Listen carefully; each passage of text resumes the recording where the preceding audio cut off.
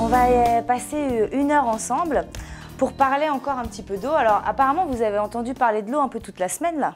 Oui. 1 semaine. Ça fait 1 semaine? Et alors vous avez appris plein de choses? Oui, il y a plus d'eau que de terre. Il y a plus d'eau que de terre, eh oui. L'eau recouvre 75% d'eau sur la terre. De la surface de la terre, exactement. Ah oui, donc vous avez déjà repéré pas mal de choses. Les interventions dans les classes, en général, ça se passe très bien. Les enfants sont toujours beaucoup plus curieux quand il y a un intervenant extérieur qui vient. Donc déjà, on a un petit peu, il y a un petit peu l'excitation d'apprendre de nouvelles choses, et puis d'avoir aussi une interaction avec un adulte qui utilise des fois des pédagogies un peu différentes que ce qu'ils font d'habitude dans la classe. Est-ce que toute l'eau, on peut la boire? Non. Moi, je voulais savoir, est-ce que l'eau de la mer, par exemple, on peut la boire? Non, elle est trop salée. Elle n'est pas potable. Parce Elle que... n'est pas potable. Ah ouais, et elle est très salée, effectivement. Alors nous, on va prendre quelle eau? De la rivière. Alors, on peut prendre l'eau de la rivière. Et alors, par rapport à l'eau salée de la mer, l'eau de la rivière, vous savez comment on l'appelle? On appelle ça de l'eau douce. Ah oui, l'eau douce. Ah oui, c'est-à-dire qu'on a de l'eau salée dans la mer, dans les océans, et on a de l'eau douce. Et alors l'eau douce, vous me dites on la trouve dans les rivières, mais on la trouve à d'autres endroits aussi. Les ruisseaux. Dans les petits ruisseaux, Dans les lacs. dans les lacs, Dans la nappe phréatique. dans la nappe phréatique. Sur toute la planète, pour faire un compte rond, on n'a que 3% d'eau qui est de l'eau douce. C'est pour ça qu'on dit qu'il y a beaucoup d'eau sur la planète, mais nous, pour la boire, pour pouvoir faire toutes les choses dont on a besoin avec l'eau, bah, on ne peut pas utiliser toute cette eau aussi facilement. Les projets dans les écoles sont toujours des projets qui fédèrent en fait une classe ou une équipe pédagogique, et ce sont toujours des moments privilégiés pour des apprentissages transversaux sur une école. Je voudrais faire un petit jeu maintenant avec vous, si ça vous dit. Ouais. Ouais. Alors sur mon panneau ici, justement, il y a les petits enfants de la famille qui agit, Hugo, qui vous demandez en fait comment se répartit la consommation d'eau dans la maison. Quelle est l'activité, l'utilisation qui est la plus consommatrice? La nourriture. Et ainsi de suite jusqu'à celle qui consomme le moins. Et d'ailleurs pour ça, est-ce que vous savez en une journée combien on consomme de litres d'eau par jour pour une personne? 150. C'est à peu près 150 litres d'eau. Là, imaginez que par jour, on consomme à peu près 150 bouteilles comme ça. En une journée. Il y a 3 retours qui sont importants. Le premier est déjà celui des enfants qui sont toujours partie prenante dès qu'il y a un projet de montée, parce que c'est un peu faire l'école autrement, c'est sortir des apprentissages fondamentaux classiques pour faire des apprentissages d'une manière qui leur paraît plus ludique. Donc c'est toujours un aspect qui est intéressant. Le deuxième retour, c'est celui des enseignants qui très souvent trouvent que c'est lourd à monter, que c'est lourd dans la mise en œuvre au quotidien, mais une fois que le projet est abouti, trouvent que c'était des moments très forts dans leur année scolaire.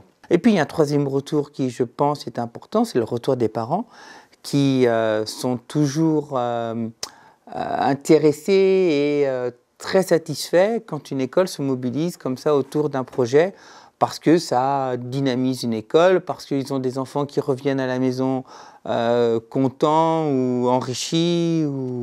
Voilà. Et donc pour une école, c'est toujours intéressant de pouvoir proposer des projets. Et des projets comme la classe O, ben voilà, c'est un projet intéressant, riche, et qui permet à l'enfant de sortir de l'école et de rencontrer des gens qui sont passionnés par ce qu'ils font, par ce qu'ils disent, et voilà. À votre avis, sur les activités, là, les différentes utilisations qu'on a, laquelle représente la plus grosse part, les 39%? Oui. La nourriture. C'est la nourriture, tu crois?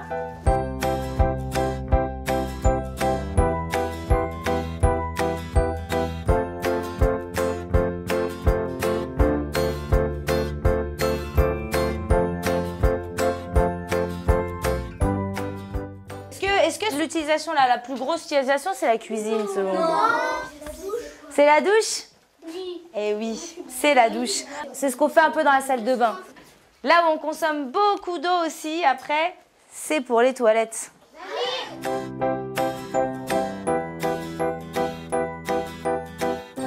Ce qui est très intéressant, et j'ai vu avec une des enseignantes de ce matin, c'est qu'on arrive à la fin de la semaine, donc ce sont les derniers ateliers de la semaine. Et comme elle a dit, c'est une semaine très dense pour les enfants. Donc pour eux, ça leur demande du temps après la semaine de reprendre les étapes, donc de refaire des synthèses, mais progressivement au fur et à mesure, parce que les enfants ont vu beaucoup de choses.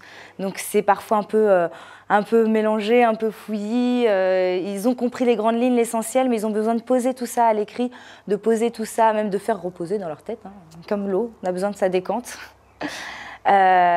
Pour pouvoir bien assimiler et bien comprendre tous les enjeux qu'ils ont vus. Bah moi, je vous propose qu'on essaye de faire une petite expérience. Là, par exemple, j'ai fait une eau sale.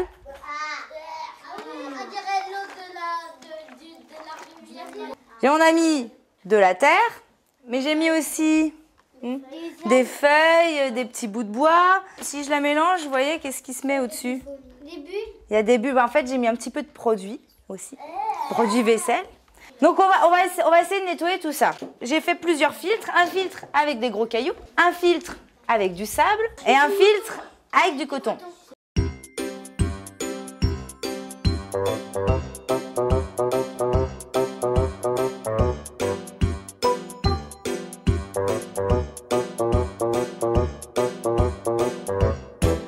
Est-ce que je peux la rejeter dans la rivière comme ça?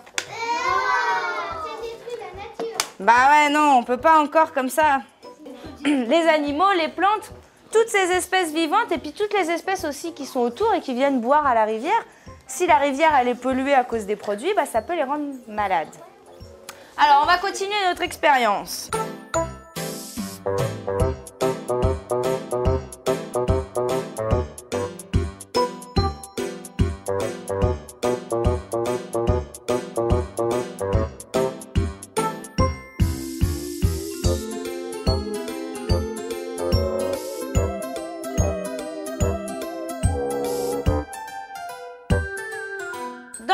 De l'épuration, le principe, c'est de faire plusieurs étapes.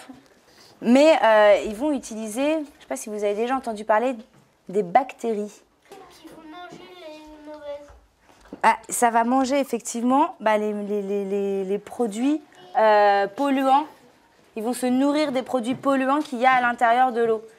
En tout cas, ce qui est important, c'est de faire en sorte de consommer le moins d'eau possible si ça ne nous est pas utile. Eh ben, on a appris beaucoup de choses et on s'est bien amusé. On a appris qu'il fallait pas gaspiller trop l'eau. Et c'est obligé pour boire d'avoir de l'eau potable. On n'en trouve pas partout. J'ai appris qu'il fallait pas trop gaspiller l'eau parce que sinon, sinon on a moins d'eau dans la maison. On faisait plein d'expériences et pour voir comment nettoyer l'eau. Il y avait de l'eau avec des cailloux, avec du coton et du sable. Si on mélangeait le coton, les cailloux et le sable, ça pouvait être propre. Parce que si on la gaspille, et ben on presse sur quand il y a de l'eau. Après, si on la gaspille l'eau, et ben après il y en aura plus et on pourra plus boire ou C'est pas bien de gaspiller l'eau. Si on ne boit pas 2 jours, on est mort. À partir de 2-3 jours.